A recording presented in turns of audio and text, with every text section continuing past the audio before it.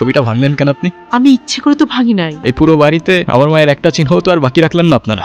এভাবে কেন বলতেছো বাবা? তুমি তোমার মায়ের সঙ্গে এভাবে কথা বলছো কেন? মা? কে মা? আপনি আমার মা। ওনাকে বলে দিয়েন যারে তারে এনে আমার মায়ের জায়গায় বসাই দিলেই সে আমার মা হয়ে যাবে। ইভান, তোমাকে কিছু না বলতে বলতে তুমি হাতের বাইরে চলে গেছো। এতদিন সবকিছু আমি সহ্য করেছি, মেনে নিয়েছি। সামান্য একটা ভুলের জন্য এতটা বছর এরকম করা কোনো মানেই হয় না। ওনাকে বলে দিয়েন এটা কোনো সামান্য ভুল ছিল না।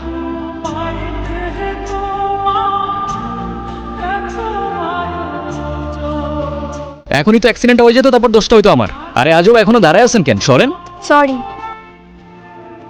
নাম কি? নূপুর। এভাবে একা রাস্তায় দাঁড়িয়ে আছেন কেন? কোনো সমস্যা?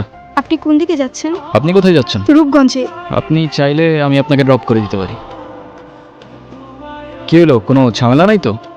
না মানে দেখা গেল আপনি আপনার মতো পালাই গেলেন ঠিকই, কিন্তু ফেসে গেলাম আমি। আপনার যদি এরকম মনে হয় আপনি আমাকে নামিয়ে দিতে পারেন। আরে ধুর, কি যে বলেন না। পাকা রাস্তা, একা একটা মেয়ে মানুষ, তার উপরে আবার বিয়ের সাজে, রিস্ক তো আছে বস। আপনি মনে হয় একটু বেশি কথা বলেন না? যাক বাবা, আমি আবার কি এমন বললাম? আজকালকার উপকার করতে গেলেও দোষ হয়ে যায়। আপনাকে ধন্যবাদ বলে ছোট করব না। আপনি সত্যি আমার অনেক বড় উপকার করলেন। আচ্ছা, আপনি এখান থেকে তাহলে কোথায় যাবেন? আমার একটা ফ্রেন্ড আসবে, আপনি তাহলে যান। হ্যাঁ,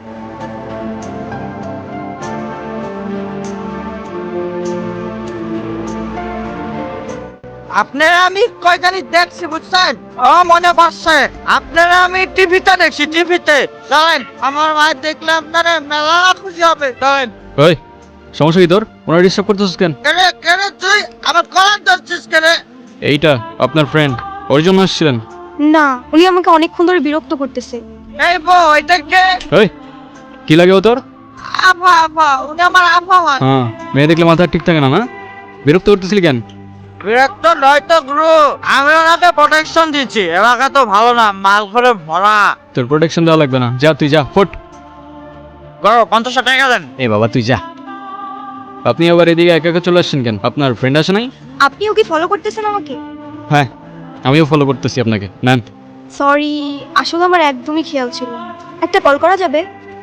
হ্যালো, আমি নূপুর। তোমার নাম্বার কি হয়েছে? বাসায় ফেলে আসছি। আমি তো রূপগঞ্জে, তুমি কোথায়? তুমি চলে আসছো? কিন্তু আমি তো রূপগঞ্জ নাই এখন। সকালে আম্মু আপুর সাথে কদম তুলে আসছি। তোমাকে না কালকে বললাম আমি রূপগঞ্জে আসতেছি। সরি সরি, আমার তো খেয়ালই ছিল না। তো আমি এখন একা কি করবো এখানে?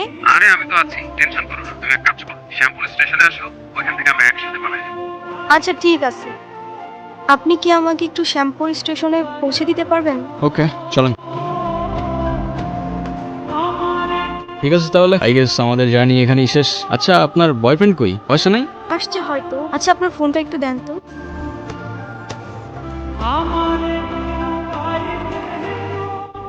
কি হয়েছে, তুমি কল ধরতেছো না কেন?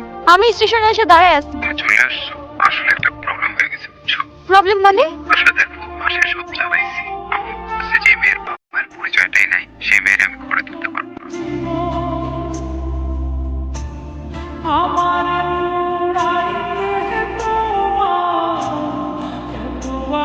নেন। শহরের মানুষগুলোর জন্য রান্না করে লাভ নাই। আজকাল মানুষের 2 দিনে ভালোবাসা হয়, 3 দিনে পালাই গিয়ে 4 দিনে ডিভোর্স হয়ে যায়। আপনার তো তাও ভাগ্য ভালো, আগেই কাহিনী শেষ। আচ্ছা আমার সাথে বারবার কেন এমন ভাবে বলতে পারেন? সে যেহেতু আসে নাই, আপনি বাসায় ফিরে যান। না, আমি আর ওই বাসায় ফিরতে পারবো না, আর কখনো ফিরতে চাইও না। ঠিক বুঝতে পারলাম না। মা বাবা হারানোর পর আমি আমার মামা বাড়িতেই বড় হই। মা বাবার ভালোবাসাটা কি সেটা আমি কখনোই বুঝে উঠিনি। আমি ভাবতাম মামা মামির মধ্যেই হয়তো আমি আমার বাবা মার ভালোবাসাটা খুঁজে পাবো, কিন্তু আফসোস। কিরে,